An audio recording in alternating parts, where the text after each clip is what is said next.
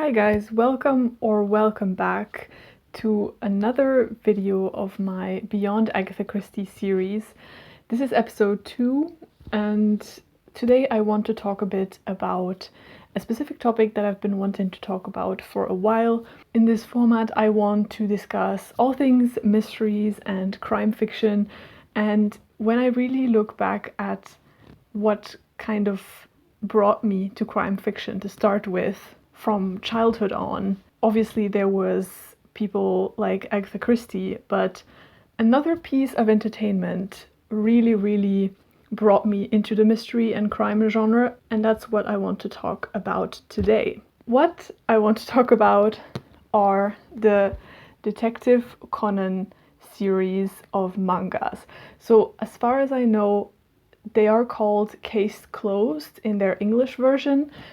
And these are 2 copies that my husband bought because he recently started buying them again because he wanted to revisit them as well. And they're in these kind of thematic bind-ups. But the cool thing about these mangas is that each story is a case in itself. Very often there's some overarching plot, but it's mostly one-shot stories, little bite-sized crime fiction stories. And I used to love them when I was a kid. I had my first contact to them actually watching the anime adaptation of these mangas. So these mangas are actually running still since 1994, and they are created and drawn by Gosho Aoyama. What I love about this series of mysteries is that they're not only super fun, super funny and clever puzzle mystery / crime stories, they are also packed full with references to classic mystery novels and mystery writers, but they still have this specific Japanese twist, which I really love. So broadly, the series is about this young high schooler called Shinichi Kudo, and he is kind of an amateur detective. He is a huge crime fiction nerd. One of his favorite authors is Arthur Conan Doyle. He is a huge fan of Sherlock Holmes, and he often can't stop talking about his favorite classic mystery novels, which annoys a lot of the people around him. And he comes to work together with the police on some specific cases. Now, during a crime investigation, he encounters a crime syndicate called the Black Organization, and because they're scared that he's going to reveal their identity and what they're planning, they attack him and force him to ingest this kind of experimental poison thing that apparently they haven't perfected yet, because instead of dying, he actually transforms back into himself as a child. He then adopts a pseudonym, Conan Edogawa, in order to keep his identity a secret, and actually takes house with his friend from school, Ranpo, and her dad, Kogoro Mori, who is a private detective. So along the way, he solves a lot of crimes, but there's still this idea of him finding out what the Black Organization does and how he can be turned back to his normal self. And basically, throughout the stories, he tags along with Kogoro Mori, who is a private detective, but he's actually really bad at his job. So usually Conan is the one who actually solves the crimes. And what he does is he has this sort of gadget tranquilizer needle that is hidden in a watch, and he basically puts Kogoro Mori, the private detective, to sleep, and then has a voice distortion machine that enables him to solve the case in front of witnesses and other policemen using the voice of the private detective. So now that you know a bit about what this series is about, I want to go into the things that I loved researching for this video, and that is all the references to mystery stories that you might know. There's some references to Japanese crime fiction, and that made me really want to look into that as well. So I'm going to firstly start with this. Conan takes the name Conan Edogawa, and Edogawa is a hint to the pen name of a famous Japanese crime fiction author, Edogawa Ranpo. And another fun tidbit is that this pen name, Edogawa Ranpo, is actually the name of famous horror author Edgar Allan Poe when pronounced with a Japanese accent. And that comes from the fact that this Japanese crime fiction author is actually a huge fan of Edgar Allan Poe, and that really influences him in his writing. Now, the private detective that I was talking about, who takes Conan along on his cases, Kogoro Mori, his name is based on the detective figure that Edogawa Ranpo created for his own books. His name is Akechi Kogoro, and he was first created by Edogawa Ranpo in the 1920s. The first story where Akechi Kogoro first appeared is called The Case of the Murder on the Hill, and is actually often compared to Edgar Allan Poe's Murders in the Rue Morgue.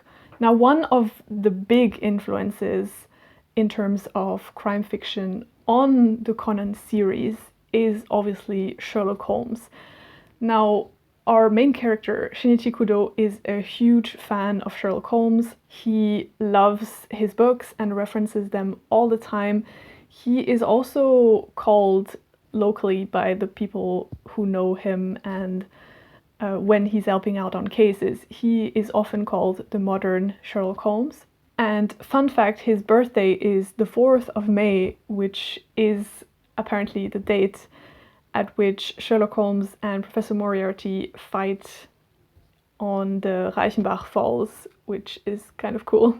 Another interesting parallel I found is that Conan in the series acts as kind of a mouthpiece for the terrible detective Kogoro Mori, and that really reminds me a lot of how Sherlock Holmes is basically doing all the work for Inspector Lestrade in the Sherlock Holmes stories. Lestrade is also very much like Kogoro Mori, is taking all the credit for work that Conan and Sherlock have actually done. Another interesting tidbit is that the fictional borough of Tokyo in which all the Conan stories, most of them, are set, is called Baker, and that is also a direct reference to Baker Street, which is of course the street in which Sherlock Holmes lives. In terms of references to like the Sherlock Holmes books and Arthur Conan Doyle's works, there are just too many for me to name.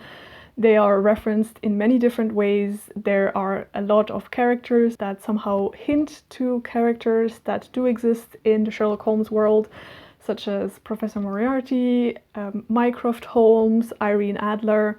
But one story from the Conan manga that I really like and that I think is very heavily influenced by a short story by Sherlock Holmes, I just want to point to today.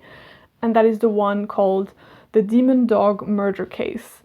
And it's heavily influenced by The Hound of the Baskervilles. Because in this story, Kogoro Mori and Conan go to this old family estate. They meet this very prominent family, the Inubishi, and they think that a family curse has been thrust upon them because in the last few months, several of their family members have been killed, or so they think. They have died apparently of fright, and there is this old family myth about this demon dog that hunts down some of the family members. And that is a very clear reference to The Hound of the Baskervilles, in which a similar curse is thought to be on the house of the Baskervilles. Another important source of inspiration, I think, for the Conan series is the work of Maurice Leblanc, who was a kind of partly contemporary to Sir Arthur Conan Doyle. He wrote in French and most prominently the Arsène Lupin stories, who feature Arsène Lupin, gentleman thief. There's also this recurring character in the series called Kaito Kid, and he is very, very heavily influenced by the gentleman thief character Arsène Lupin. He, like him, is a notorious trickster who likes to take the police on crazy goose chases, and I think it's also interesting the dynamic of Conan and Kaito Kid encountering each other in stories, because there is actually a collection of short stories from Maurice Leblanc in which Arsène Lupin encounters Sherlock Holmes. which is so cool. I can't do this video without referencing my favorite crime fiction novelist, Agatha Christie, and she is also an influence on the Conan series. Firstly, Dr. Agatha, who is helping out Conan a lot. His name is just Agatha, pronounced with a Japanese accent.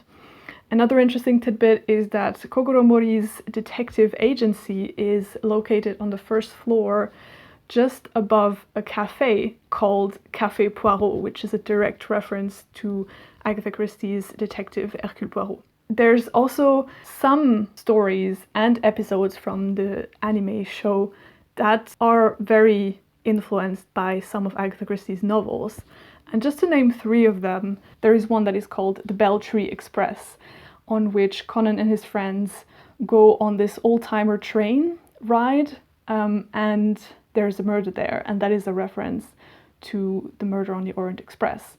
There is also an episode in which Shinichi has to solve the murder of a man who is killed on the toilets of a plane mid-air, and that is very much a reference to Agatha Christie's Death in the Clouds. And finally, referencing probably my favorite Agatha Christie books, And Then There Were None is also heavily influencing one really cool story in which Kogoro Mori is invited to this strange mansion by a mysterious client, and he arrives there, and it turns out 5 of his detective colleagues have also been invited. They end up getting trapped there until they find this treasure for their mysterious client. I hope this episode was entertaining for you and that you got some interesting tidbits. I kind of love how this series of mangas and animes that I know from childhood and really pushed me in some ways to dig more into the crime fiction genre have so many connections to the books from like classical crime stories and from the Golden Age. I think it's just such a wonderful connection, and I kind of fancied nerding out about it, so I hope you enjoyed that. Let me know in the comments if you have encountered Detective Conan before. Have you watched the anime? Do you know the mangas? Tell me maybe what kind of books influenced you in your earlier age, maybe, to pick up more crime fiction or to get more into mysteries and puzzle mysteries. I would really love to know that. I hope you enjoyed episode number 2 of the Beyond Agatha Christie series, and I hope to see you in the next one. Bye!